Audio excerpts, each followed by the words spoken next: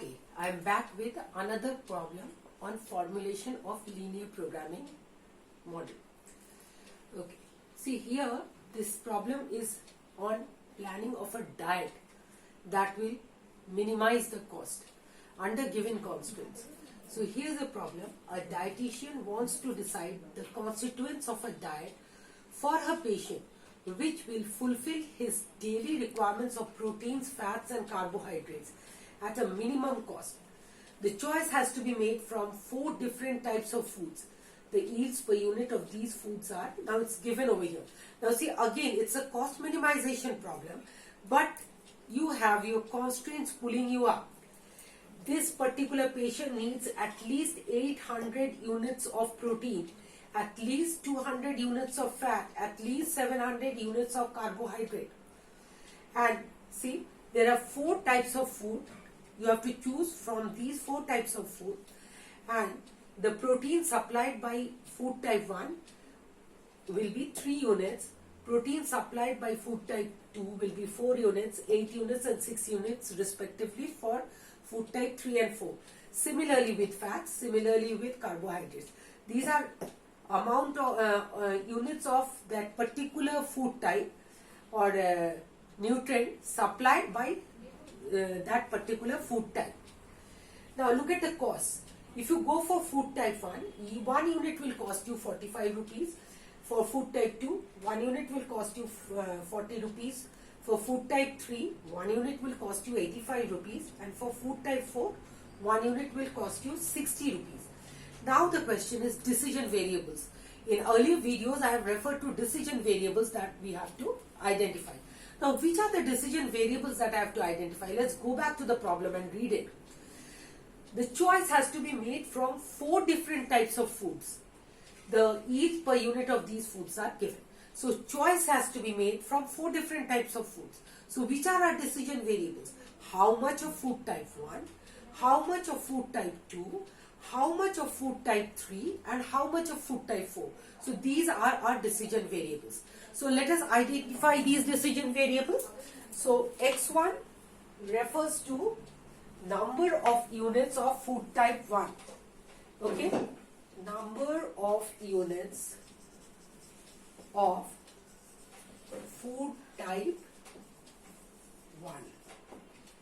Then let X2 be my second decision variable, which refers to number of units of food type 2. Let X3 be my third decision variable, which refers to number of units of food type 3.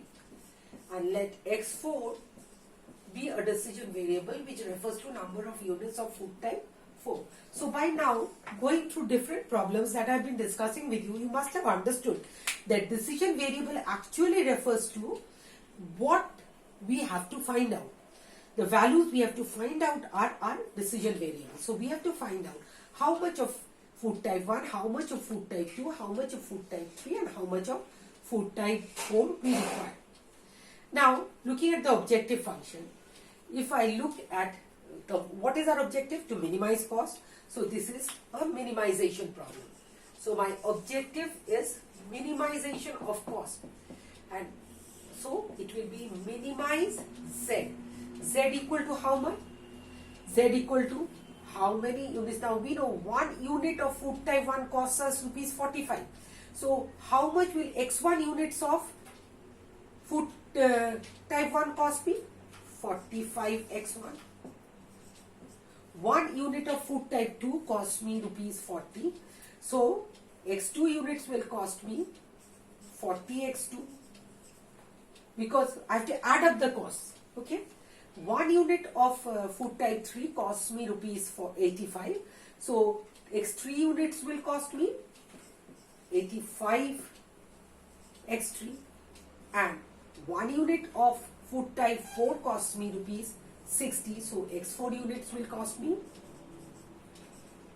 This is the total cost I will bear for buying these products, these food items, and that has to be minimized subject to certain constraints. First and foremost, never forget your non-negativity constraints. So, X1 greater than equal to 0, X2 greater than equal to 0, x3 greater than equal to 0, x4 greater than equal to 0. Again coming to the logic, none of the food types you can procure in negative quantity. Either you don't procure, that is 0 quantity, or you procure more than 0. So they are all your variables which are non-negative. Now we come back to our other constraints. First of all, my protein constraint. My protein constraint says that I require a minimum of 800 units of protein. Now 1 unit of food type 1 gives me 3 units of protein. So x1 units of food type 1 will give me 3x1 amount of protein. Now 1 unit of food type 2 gives me 4 units of protein. So x2 units of food type 2 will give me 4x2 units of protein. 1 unit of food type 3 gives me 8 units of protein. So x3 units will give me 8x3 units of protein. 1 unit of food type 4 gives me 6 units of protein. So x4 units of food type 4 will give me 6x4 units of protein. And this entire quantity has to be greater than equal to 800 units, because this is the minimum amount of protein that the patient should get. Now similarly, solving this is going to be my protein constraint. Similarly, I can go for my fat constraint. 2x1 plus 2x2 plus 7x3 plus 5x4 is greater than equal to 200. So let's write it down.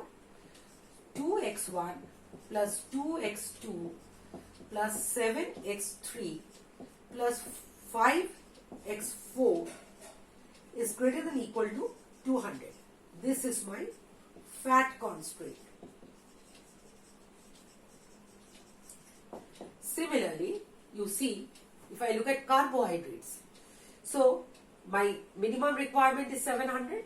So amount of carbohydrate I am procuring for my patient is 6x1 plus 4x2 plus 7x3 plus 4x4, and that has to be greater than equal to 700.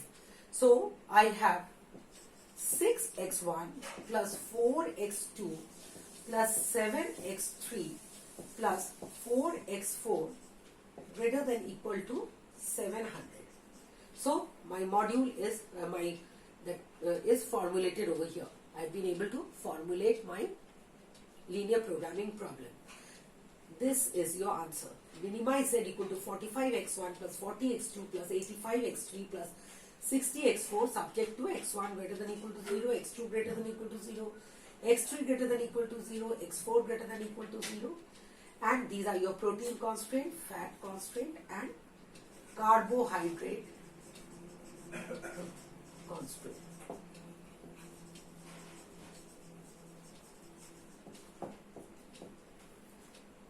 In the next class, we'll meet for another problem, and then we'll move on to the next chapter, that is graphical solutions. Thank you.